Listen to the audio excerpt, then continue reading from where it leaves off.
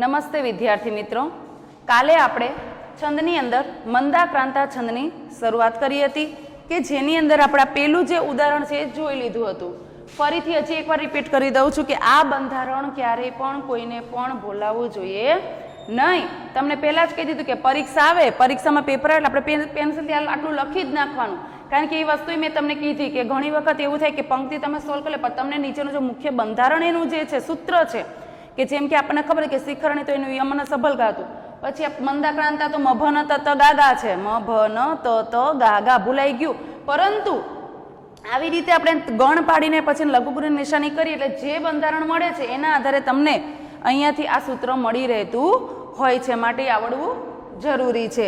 અને એ સિવાય બીજું એક પણ કીધું હતું કે જે આપણે છંદ શરૂઆત કરી એના પહેલા 3 લેક્ચર, છંદની શરૂઆતના 3 લેક્ચર જુઓ તમે, આપણે એના નિયમોમાં જોયા હતા કે જે નિયમ છે એને અનુસરીને ચાલવું.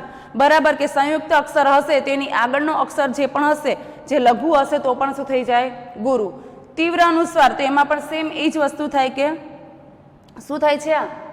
હા, તો કે ગુરુ. સ્વ છે ખાલી સંયુક્ત, બરાબર છે, પણ છતાં પણ આપણે એને દર્શાવીએ છીએ ગુરુ તરીકે. ક્યાં ગયો? હા, અહીંયા સ્વ, 2 અક્ષર ભેગા થયા. બરાબર કે નિયમ પ્રમાણે ચાલવું જરૂરી છે. બીજું કે અહીંયા મેં તમને એમ કીધું હતું કે આપણો નિયમ એમ છે ખરેખર કે પંક્તિમાં કોઈ પણ પંક્તિ હોય બરાબર તેમાં છેલ્લો લઘુ અને ગુરુ હશે, પણ આપણો મંદાક્રાંતા છંદ છે. આમ જોવા જોઈએ તો ઘણાના લઘુ જ લાગે. કેમ? તો કે આ હસ્વ છે માટે, આની વાત સાચી, પણ ઉપર ચંદ્રબિંદી પણ છે. ને બીજી વસ્તુ ખાસ કે સૂત્ર પ્રમાણે, બંધારણ પ્રમાણે મંદાક્રાંતામાં છેલ્લે ગા ગા આવે છે. ઉતર્યું છે, યુ બોલીએ ત્યારે માથે લાગે છે ભાર, ભલે રહ્યો હસ્વ પણ ઉલ્લેખ કર્યો દીર્ઘમાં. બરાબર છે, એટલે આપણે અહીંયા ગુરુ દર્શાવેલો છે, એટલે ગુરુ ગુરુ એમ દર્શાવે, કારણ કે છેલ્લે બને છે ગા ગા. હવે અત્યારે પાછું આપણે બીજું ઉદાહરણ જોઈએ. આની જેમ જ આપણે 3 અક્ષરે તેનો ગણ પાડશું. 1 2 3, 1 2 3, અહીંયા પણ 3, આ 3 અને આ 3 ને છેલ્લે તો ખબર જ છે કે 2 અક્ષર વધે છે. સૌથી પહેલા હવે તમને પણ આવડી જ ગયું હશે હસ્વ અને દીર્ઘ.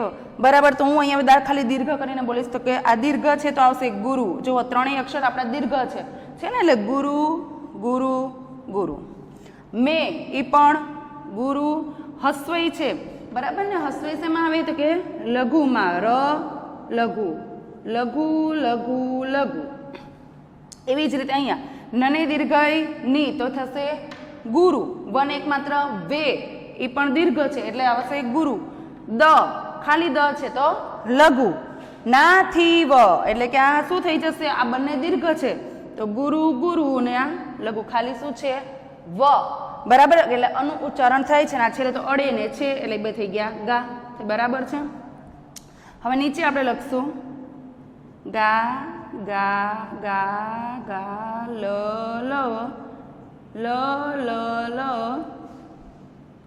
ગા ગા લ ગા ગા લ અને આ ગા અને ગા.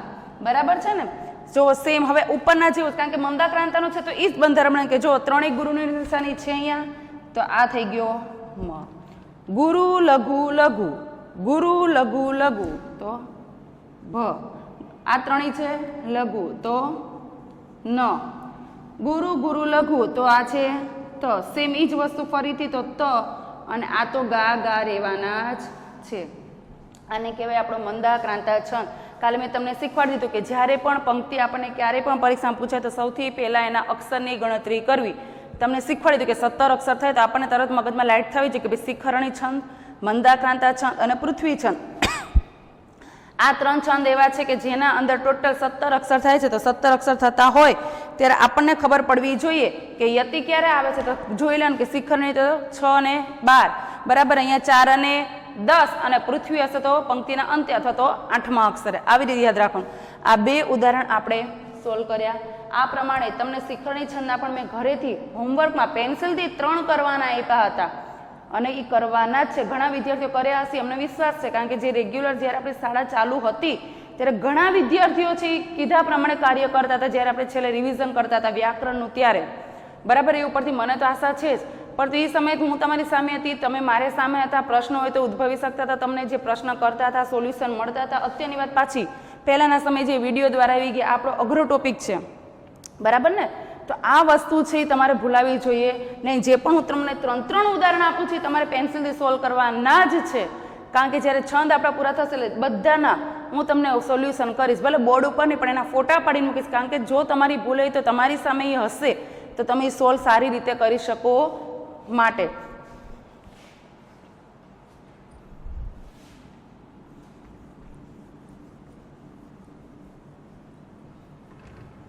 હવે ફરીથી હું તમને જે રીતે શિખંડી છંદમાં આપણે 3 ઉદાહરણ શીખ્યા, એટલે સોરી તમને હોમવર્કમાં આપ્યા હતા, બરાબર ને? એવી જ રીતે હવે પાછા હું તમને મંદાક્રાંતાના જે 3 છંદ છે તે પણ હોમવર્કમાં આપું છું, જે તમારું હોમવર્ક થશે. લખજો નીચે 3 કરીને. છૂટી છૂટી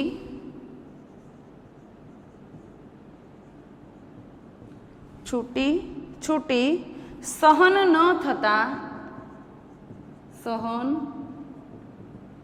થતા મત પાછા મળે છે.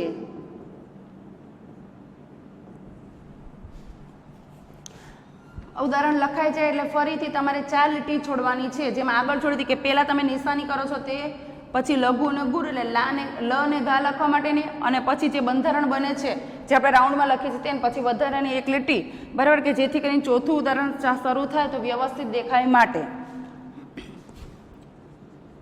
ખૂંચી તેણી સજલ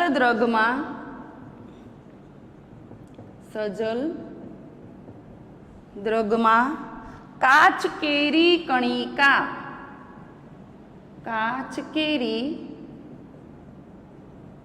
કણિકા આગળ 5મું છે, ફરીથી 4 લીટી છોડજો. ઉપાડેલા ડગ ઉપર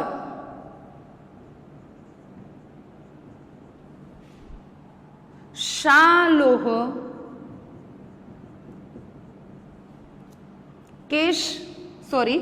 કેરા મણિકા, બરાબર. આ 3 ઉદાહરણ તમે જાતે સોલ્વ કરશો એટલે ટોટલ આપણા મંદાક્રાંતા છંદના 5 ઉદાહરણ થશે. એમને લઘુ ગુરુ તમને એમ લાગે ઘણાને એમ થાય ના હવે તો મને મેડમ મસ્ત આવડી જ ગયું છે, આવડી પણ ગયું છે, એની પણ ના નહીં, પરંતુ જે આપણા આગળના નિયમો છે નિયમોને ધ્યાનમાં રાખીને કરવાના, કારણ કે ગમે ત્યાં ગણે આ નિયમ લાગુ પડતો હશે. જરૂરી નથી કે લાગતો જ હોય, પરંતુ લાગતો હોય ત્યાં આપણી ભૂલ થવી જોઈએ નહીં, બરાબર. આ 3 ઉદાહરણ તમારા હોમવર્કના નીકળશે.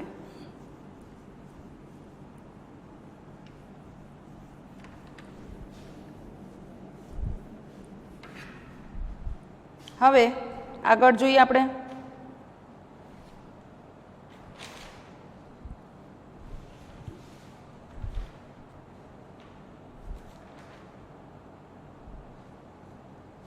તો આગળનો આપણો છંદ આવશે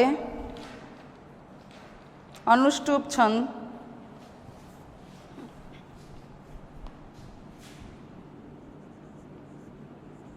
અનુષ્ટુપ,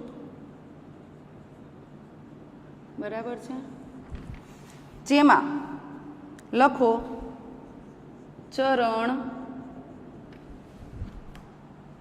કરીને લખવાનું છે કે અનુષ્ટુપ છંદના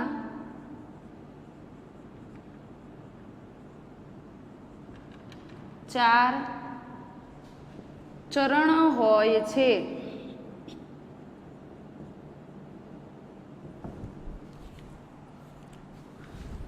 પછી અક્ષર કરીને લખો.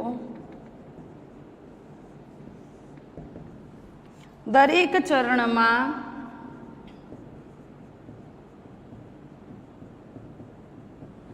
8 અક્ષર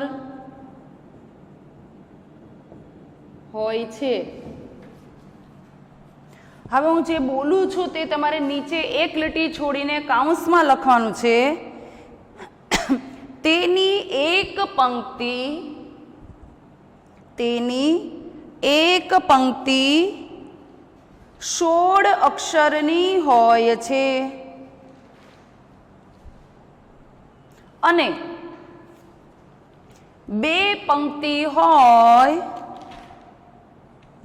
તો 2 પંક્તિ હોય તો 32 અક્ષર થાય. પહેલી પંક્તિના 16 ને બીજી હોય તો પાછા 16 ને 16 32.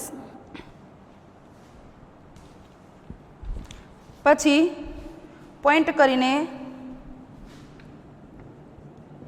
ચારેય ચરણમાં પાંચમો અક્ષર લઘુ,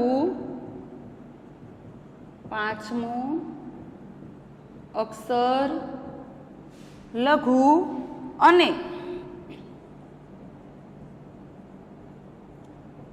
છઠ્ઠો અક્ષર ગુરુ હોય છે.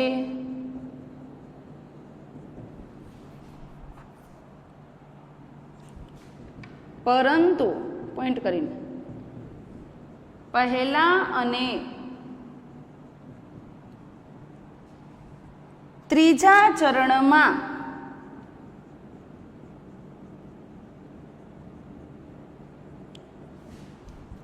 સાતમો અક્ષર ગુરુ હોય છે.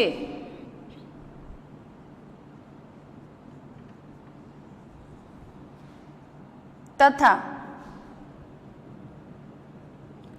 બીજા અને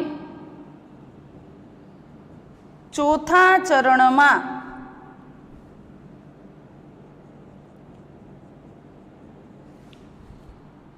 સાતમો અક્ષર લઘુ હોય છે.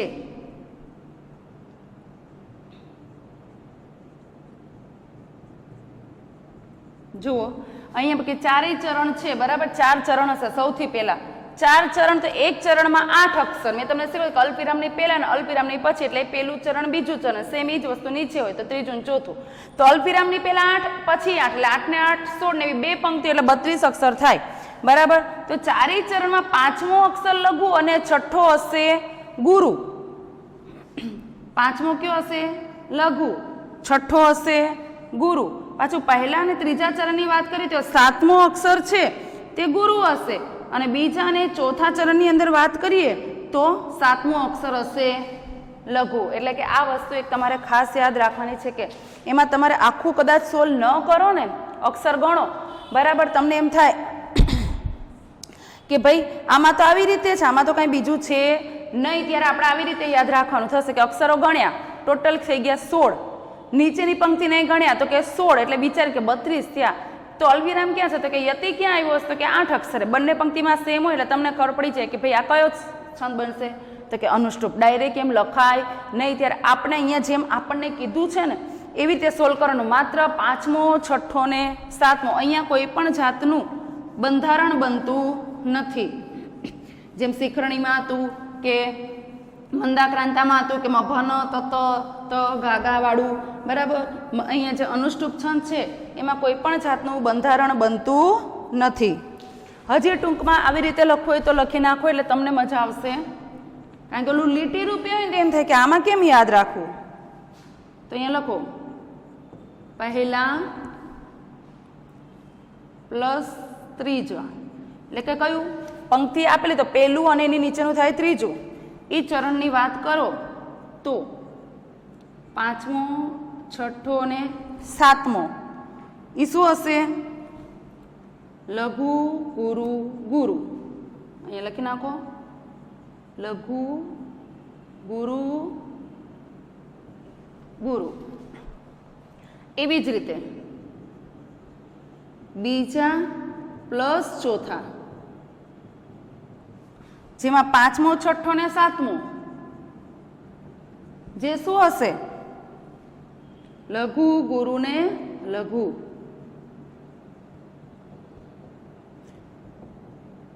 તમારે માત્ર ધ્યાન ક્યાં આપવાનું? પાંચમો, છઠ્ઠો ને સાતમો, બરાબર છે ને. આ બધું એવું નહીં થતું હોય કે આવી રીતે થતું હશે.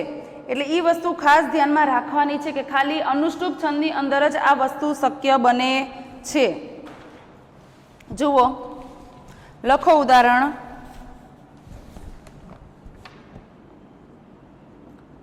નહીં નાથ, નહીં નાથ, નથી આમાં યતિ ગણવાના, ખાલી અક્ષર ગણી લેવાના. નહીં નાથ, નહીં નાથ, ન જાણો કે સહવાર છે.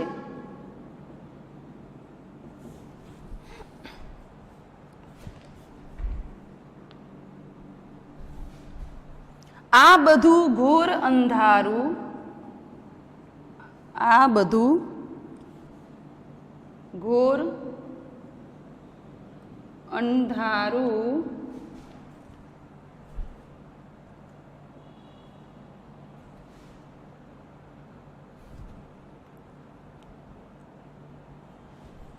હજી તો બહુ વાર છે. તમે અનુષ્ટુપ છંદમાં લખ્યું હતું કે એક પેલા તો 4 ચરણ હશે. કેટલા? 4. જુઓ, અલ્પવિરામનું પેલાનું આ જે ચરણ છે એનું કહેવાય પહેલું ચરણ. અલ્પવિરામનું પછી છે તો કે આને કહેવાય બીજું ચરણ. આ નીચેની છે તો કે આ ત્રીજું ચરણ અને આને કહેવાશે ચોથું. દરેકનું ધ્યાન અત્યારે આમાં જોવું જોઈએ. ઘણા વિદ્યાર્થીને હોય કે અહીંયા જેમ લખતા છે ને એમ લખતા જાય, પછી એમ કે મેડમ ખબર ન પડી. બરાબર છે, એવું ન થાય. હવે તમને એમ કીધું છે કે એક ચરણની અંદર 8 અક્ષર હશે. ચલો આપણે ગણીએ. 1 2 3 4 5 6 7 8 થઈ ગયા 8. સરસ. ફરીથી ગણો. 1 2 3 4 5 6 7 8. આ પણ 8 થઈ ગયા. જોડીઓ છે, સંયુક્ત છે, એટલે આપણે એક જ ગણીએ. 8 અને આ પણ 8. તો 8 ને 8 કેટલા થયા? તો કે છે 16. આવું લખવાનું નથી હો, તમારા માટે, ખાલી તો સમજૂતી માટે જ. આપણે લખ્યું ને તમે કે એક ચરણની 8 એટલે કે એક પંક્તિની અંદર ટોટલ 16 અક્ષર હશે. આગળ ગણો ફરીથી. 1 2 3 4 5 6 7 8. આ પણ 8. ફરીથી અહીંયા ચોથા ચરણમાં 1 2 3 4 5 6 7 8. તો આને 8 ને 8 16. તો 16 ને 16 કેટલા થઈ ગયા? 32. જે તમે લખ્યું છે કે એક પંક્તિ એક ચરણની અંદર 8, એક પંક્તિની 16 અને બે પંક્તિના થઈને 32 અક્ષર હશે. સરસ. ચલો, આપણને ખબર પડી ગઈ. હવે 32 અક્ષર. પણ હા, એક વસ્તુ ખાસ કે માત્રામેળ છંદની અંદર આપણો એક છંદ એવો છે કે જેમાં પણ માત્રની સંખ્યા 31 અને 32 થતી હશે. આપણે એમાં માત્ર લખીએ છીએ 1 અને 2. આ અક્ષર છે, આટલું યાદ રાખજો. હવે આપણને અહીંયા 32 એટલે ખબર પડી જ જાય કે કોઈ આપણો અક્ષરમેળ છંદની અંદર એવો નથી કે જેમાં તમને 32 અક્ષર આપેલા હોય. જરૂર નથી કે બે પંક્તિ આપી, એક આપીએ તો કેટલા થઈ ગયા? 16 થયા. બરાબર. હવે તમને અહીંયા શું કીધું? પહેલા અને ત્રીજા ચરણની વાત કરી છે. તો હવે તમને અહીંયા એટલે જ મેં લખી દીધું. તમને પણ ખબર ન પડે, જરા સમજાય જાય ને ત્યારે રીતે લખજો 1 2 3 4. તમારી સમજી માટે પ્રશ્નપત્રમાં એવું કરતા નહીં, તમારી આન્સર શીટમાં. બરાબર. તો તમને અહીંયા શું કીધું? પેલા પહેલું અને ત્રીજું ચરણ. તો આપણે માત્ર કોને ધ્યાનમાં રાખશું? આ પહેલું અને આ ત્રીજા ચરણને ધ્યાનમાં રાખીશું. તો એમાં સૌથી પહેલા તમને અક્ષર જોવાનું કીધું, 5મો 6ઠ્ઠો ને 7મો. તો આપણને ખબર પડવી જોઈએ કે પેલું ચરણ છે એમાં 5મો 6ઠ્ઠો ને 7મો કયો? તો કે 1 2 3 4. હવે 5 6 7. બરાબર છે. આ થઈ ગયું. 5મા 6ઠ્ઠા અને 7માની નીચે આપણે શું કરી નાખવાની? અંડરલાઈન. સેમ. હવે ત્રીજું ચરણ એની નીચેનું. જો તમને એક જ પંક્તિ પરીક્ષામાં પૂછેલી છે, 16 કરો છો, તો આપણે ડાયરેક્ટ શું જોઈશું? માત્ર પહેલા જ ચરણનું જોવાનું. એક પંક્તિમાં 16 થઈ ગઈ એટલે તમને ખબર પડી જ જવી જોઈએ કે ભાઈ આ આપણો અનુષ્ટુપ છંદ બને છે અને ત્યારે માત્ર આપણે 5મો 6ઠ્ઠો અને 7મા અક્ષરને ધ્યાનમાં લઈશું. પરંતુ અહીંયા બે પંક્તિ છે, આપણે બંનેમાં જોવું પડે કે પહેલું અને ત્રીજું. તો અહીંયા પણ 5મા 6ઠ્ઠા અને 7માની નીચે અંડરલાઈન કરશું. તો 1 2 3 4. આ 5, આ 6 અને આ થઈ ગયો 7. ચલો, આટલું થઈ ગયું. હવે તમને અહીંયા શું કીધું છે? તો કે 5મો 6ઠ્ઠો ને 7મો એ શું હશે? લઘુ ગુરુ ને ગુરુ. એટલે આપણે રીતે નિશાની નહીં કરી દેવાની. આપણે જેમ શિખરણી ને મંદાક્રાંતામાં શીખ્યા કે હસ્વ હોય તો લઘુ અને દીર્ઘ હોય તો ગુરુ, એ પ્રમાણે જ કરવાનું છે. તો અહીંયા અત્યારે આપણે આખો છંદ જે શિખરણી ને મંદાક્રાંતામાં લઘુ ગુરુની નિશાની કરતા તેવું નથી કરવું. અહીંયા માત્ર આપણે 5મો 6ઠ્ઠો ને 7મા અક્ષરની જ વાત કરીએ. તો ન એટલે થઈ ગયો હસ્વ. તો હસ્વ તરીકે શું આવે? લઘુ. હને દીર્ઘ હી જે શું આવશે? ગુરુ. નને કાનો ના જે શું આવશે? ગુરુ. સેમ વસ્તુ નીચે ર, તો ર સેમ આવે? લઘુ અમ. અ એટલે દીર્ઘ, યાદ છે ને તમને? શું હતું? આ દીર્ઘ ઈ, દીર્ઘ ઉ, એ, ઓ, ઔ, અમ, અહમ, આ બધા ક્યાં આવે? દીર્ઘમાં. તો અહીંયા પણ થઈ ગયો ગુરુ. અને ધને કાનો ધા, એ પણ થઈ ગયો આપણે શું થઈ ગયો? ગુરુ. એટલે ટૂંકમાં લ ગા ગા, એવી જ રીતે લ ગા ગા. થઈ ગયું આટલું. હવે જઈએ આપણે બીજા અને ચોથા ચરણમાં. જે તમે એ લખ્યું ને બીજું અને ચોથું, તો સૌથી પહેલા એમાં પણ એ જ વસ્તુ કે બીજા અને ચોથા ચરણમાં આપણે ક્યાં ધ્યાન આપશું? પાંચમો, છઠ્ઠો ને સાતમો ગણીએ. ચલો 1 2 3 4, હવે 5 સંયુક્ત 6 ને 7, એવી જ રીતે નીચે 1 2 3 4, આ 5 6 7, બરાબર. અહીંયા હું કૌંસમાં લખું છું લઘુ ગુરુ લઘુ.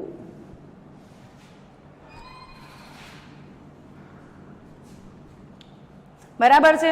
હવે જેવી રીતે અહીંયા આપણે ખાલી પાંચમો, છઠ્ઠો અને સાતમો અક્ષર સોલ્વ કર્યો, એવી જ રીતે અહીંયા કરીશું આપણે સ, બરાબર, સંયુક્ત અક્ષર અને બોલાય છે અ, તો આપણે કરી નાખ્યો લઘુનો, બરાબર, એટલે કે અર્ધચંદ્રકાર. વા, વા એટલે અનેકાનો આ, જે છે દીર્ઘ, તો આવશે ગુરુ, અને ર ખાલી છે એટલે લઘુ. સેમ એ જ વસ્તુ નીચે હને હસ્વ હુ, એટલે કે થઈ ગયો હસ્વ. હસ્વ એટલે આપણો લઘુ, જે છે અર્ધચંદ્રકાર. વને કાનો વા, જેમ અહીંયા છે તેમ, તો કે ગુરુ, અને ખાલી રહતો લઘુ. ટૂંકમાં લ ગા લ, લ ગા લ, આટલું કીધું, બરાબર ને આપણને. એટલે ટૂંકમાં અહીંયા ખબર પડી કે પાંચમો, છઠ્ઠો ને સાતમા અક્ષરને ધ્યાનમાં લેવાનો. કયા છંદમાં? અનુષ્ટુપ છંદમાં. તો અનુષ્ટુપ છંદ જ્યારે પંક્તિમાં તમને પૂછે, ધારો કે સમજી લો કે અહીંયા પૂછી તમને પંક્તિ પરીક્ષામાં કે નહીં નાથ ન જાણો કે સહવાર છે. બીજી પંક્તિ નીચેની પૂછેલી નથી, જરૂરી. હમણાં જ મેં તમને કીધું જરૂરી નથી કે બે પંક્તિ પૂછે. ત્યારે ડાયરેક્ટ તમારે જો અલ્પવિરામ એટલે કે યતિની નિશાની આપેલી છે તો અક્ષર ગણવાના કે અહીંયા 8 થી અહીંયા 8 એટલે 16, એટલે સમજી જ લેવાનું કે અનુષ્ટુપ છંદ છે. પરંતુ આ વસ્તુ મનર છંદમાં પણ ક્યાંક ક્યાંક લાગુ પડે છે કે મનર છંદમાં જે કોષ્ટક લખાયું ને તમને યાદ હોય તેમાં આપણે લખ્યું હતું કે પહેલી પંક્તિના 16 અને બીજી પંક્તિના 15. ત્યારે આપણે ક્યાં જવાનું? તો કે પાંચમો, છઠ્ઠો અને સાતમો અક્ષર ઓળખી લેવાનો, બરાબર ને. એ ઉપરથી એ બધું તમારે રફ કામ કરવાનું. ડાયરેક્ટ નીચે તમારે તો છંદનું નામ જ લખવાનું છે કે પાંચમો, છઠ્ઠો, સાતમો. અહીંયા કીધું તેમ કે પહેલું અને ત્રીજું ચરણ હશે તો પાંચમો લઘુ, છઠ્ઠો ગુરુ અને સાતમો પણ ગુરુ, બંનેમાં સેમ. અને અહીંયા બીજું ને ચોથા ચરણમાં પાંચમો લઘુ, છઠ્ઠો ગુરુ અને સાતમો પણ લઘુ. આટલું સોલ્વ કરી નીચે લખી નાખવાનું અનુષ્ટુપ છંદ, એટલે આપણો છંદ બની જશે, બરાબર. આ આપણો થયો અનુષ્ટુપ છંદ. આમાં બીજે ક્યાંય એકદમ જોઈએ તો ઇઝીમાં ઇઝી આ છંદ થાય છે. કેમ તો કે એમાં તમારે ખાલી માત્ર ને માત્ર શેને ધ્યાનમાં રાખશો તમે? તો કે પાંચમો, છઠ્ઠો ને સાતમો અક્ષર જ જોવાનો છે, નથી કોઈ બંધારણ યાદ રાખવાનું, બરાબર ને. હવે જુઓ, આમાં તો બીજું કંઈ છે નહીં. એટલે હવે તમને જે આપું છું એ તમારા હોમવર્કના 4 ઉદાહરણ છે, બરાબર. જે તમારે પેન્સિલથી પાંચમો, છઠ્ઠો ને સાતમો, જે અત્યારે તમે મારી જોડે જોડે કર્યું છે એ જ રીતે તમારે ખાલી પાંચમો, છઠ્ઠો અને સાતમો અક્ષરની જોડે કરવાનું, એટલે કે પેન્સિલથી લખવાનું. લખજો. છાયા તે વડના જેવી, ભાવ તો નંદના સમા, ભાવ તો નંદના સમા, દેવોના ધામના જેવું, દેવોના ધામના જેવું, હૈયું જાણે હિમાલય. ઉદાહરણ લખો છો, બરાબર. તો ઉદાહરણની ઉપર 2 લીટી છોડવાની, ઉદાહરણની પૂરું થાય એટલે 3 લીટી છોડવાની થશે. ત્રીજું ઉદાહરણ, પતિએ પીઠ દીધીને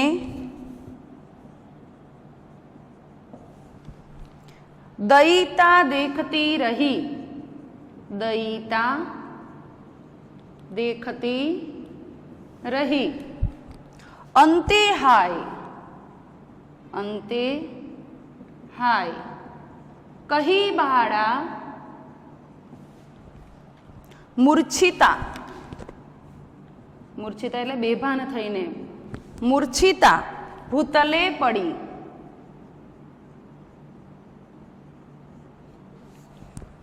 વૃદ્ધ માતા અને તાત, આગળનું ઉદાહરણ જગ્યા છોડતા જજો. વૃદ્ધ માતા અને તાત તાપે છે સગડી કરી. આ તમારા 8મા 9માં ક્યાંક કાવ્ય આવી ગયું છે, રાજાવાળું, તેની પંક્તિ છે. અહો કેવું સુખી જોડું, અહો કેવું સુખી જોડું, કરતાએ, કરતા એટલે કરનારે, બનાવેલાએ, નિરમ્યું દિશે, નિરમ્યું દિશે. અને છેલ્લું ઉદાહરણ આપણું છે રસહીન ધરા થઈ છે, રસહીન ધરા થઈ છે, દયાહીન થયો નૃપ, દયાહીન થયો નૃપ. નહીં તો ના બને, નહીં તો ના બને આવું,